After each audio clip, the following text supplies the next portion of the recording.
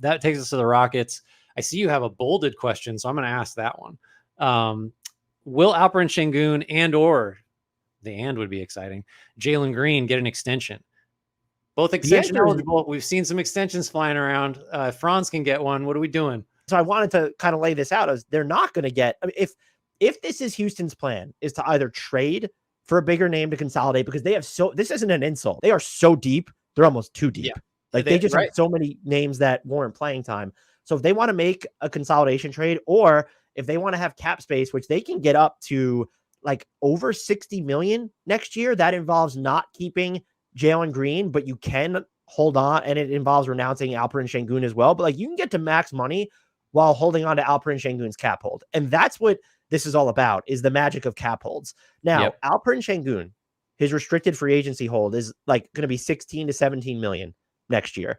That is way less than what a max salary would be, which is going to start over 38 million. I'm not saying he gets the max, but that's a huge difference. That in essence is you carry that hold, you go about your business, and then you re-sign him to whatever it costs. So it gives you, in theory, an extra like $22 million of breathing room to work with. And you also have the room exception then as well. Like we just saw Philly do it with Tyrese Maxey. Jalen Green is more interesting because as of right now, unless you're going to plan to like bring him off the bench or whatever, his cap hold is going to end up being over $37 million. If he's commanding anywhere near, that's like right at his max of 38 and change. Now, if you think he's going to sign for less than that, it doesn't really matter when you go about the business because you just sign him and then go about your order of operations. But if you're worried about teams coming in with offer sheets and he's willing to take significantly less and you want to keep him, I could see him being extended just because his cap hold is slated to be so huge. With all that being said, this is my opinion, just my opinion. I'm not trying to insult anyone. I find it more valuable to have the cap flexibility than to get Jalen Green right now at literally any number. If you told me, okay, yeah, 4 years and 48 million, sure. Do I think he's a better player than that? Absolutely. But if I'm the Rockets, looking at who I already have in place, looking at what I have the ability to do moving forward, I'm probably not extending either of these guys. If Sengun comes in, it's like, I'll take $20 million a year, just jump on it. Yeah, for sure. But he's not.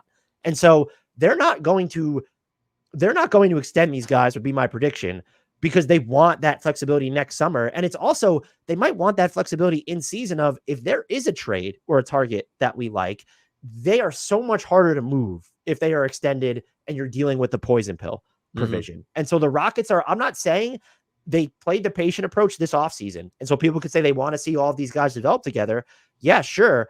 But they're also setting themselves up for an opportunity to either more easily make a trade midseason or to more easily just set off some fireworks next summer. And so if I had to set how confident I am that they will not extend either of these guys, a single one, I'd probably go 9 out of 10.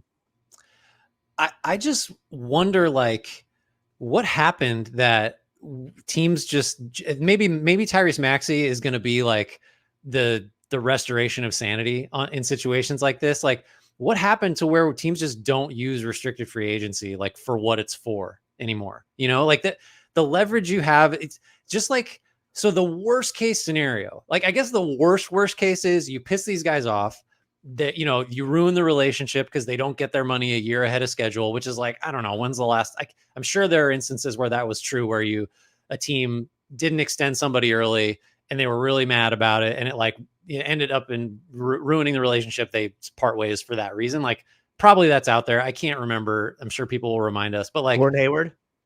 Okay, fine. Okay. That's one. That was like what, 2017, 2016. Just let these guys like same thing. It's all about the value. Like if either of them comes in and says, I'll accept this much. And it's like, if it's in the neighborhood of Sengun's cap hold or even like 25, like, okay, we can do that. Otherwise, just let them play, let the market tell you what they're worth in restricted free agency and make a decision then. Because especially in Sengun's case, the flexibility, the first point was the most important one that you made. It's just like, you're just hamstringing yourself unnecessarily if you're extending him early. And there's no reason to do that. And I think honestly, the willingness to let these guys go to restricted free agency is like a positive signal of ambition for the Rockets, because they're operating as if like, oh no, we like these guys, but we're not we're not satisfied at 500. We want the most possible ways to get better, and extending these guys forecloses too many avenues. So like, whatever you think about them as players, just from a team management standpoint, to me, it's like, it doesn't make any sense. Green, I guess, makes more sense because his cap hold's so big. But like, again, is he getting that for sure in restricted free agency?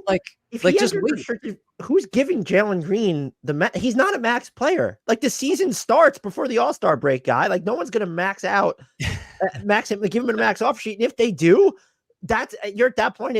You could decide to match if you'd like to, or that's going to end up being like one of the worst contracts in the league. So if he has an all-star season, awesome. You can still give him more money than anyone else. Like, you just let him do that first. Let's get the order right. Let's let him play really well before we pay him like he's gonna play really well. Like, and what you mentioned about sometimes they want to preserve the relationship. I think I understand that.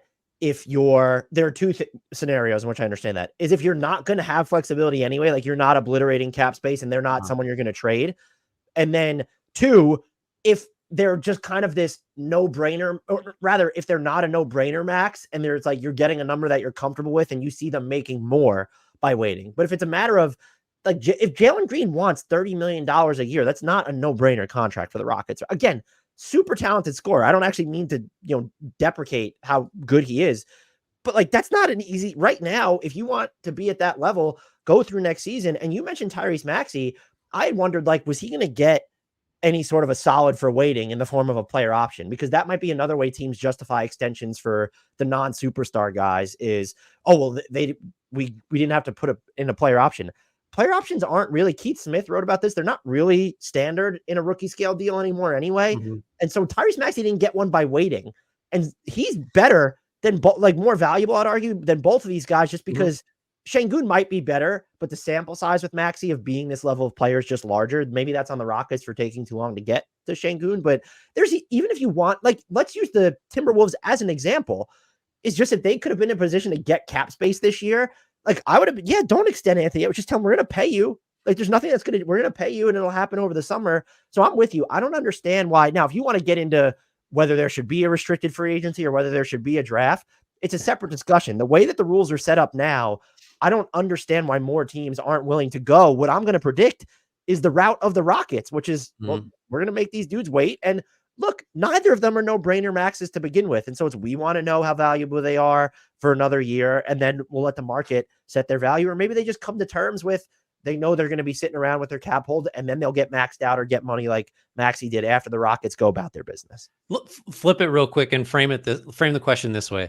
What is the best argument for extending either of them? Like, is it just like, well, because other teams do it and we think it'll keep them happy? Because if that's the justification, like, congratulations, you've made a huge decision based on one of many factors. Like, you just decided this one matters more than everything else. And that's not if that's the strongest argument, there is no argument. Right. I think the only argument is these guys come in and are willing to take way less than you and I. Like, if Sengun went in, I would be shocked if he took something like $24 million a year. That would, honest to God, shock me. And so if he's willing to do that, you know what? We'll figure out how to recoup that $8 million another way that we're kind of giving up. So that is the only argument to me, is these guys are, and I don't even know what the number is with Jalen Green. He might have higher upside, but he's so boomer bust that I don't know what the number is that would make me, I guess if it's like 20 million a year and you could say, yeah, sure, why not? But I think that's the only argument there would be to extending them.